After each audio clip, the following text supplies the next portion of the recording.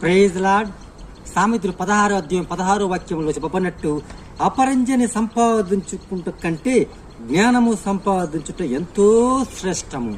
అవునండి, పాఠ్య పుస్తకాలు చదివితే నీకు జ్ఞానం వస్తుంది, మనుషులు చదివితే నీకు లోక జ్ఞానం వస్తుంది. ఈ రెండింటి కంటే బైబిల్ చదివితే ప్రస్తుత జ్ఞానం వస్తుంది. ఎందుకంటే మనిషి ఈ భూలోకములో జీవించాలన్నా జ్ఞానము, లోక జ్ఞానం కంటే పరిశుద్ధ జ్ఞానం చాలా అవసరం. ఎందుకంటే నువ్వు ఈ భూలోకంలో ఒక గెస్ట్గా వచ్చావు, తిరిగి పరలోక రాజ్యం వెళ్ళడానికి ఒక మార్గము చూపిస్తుంది ఇక పరిశుద్ధ జ్ఞానం.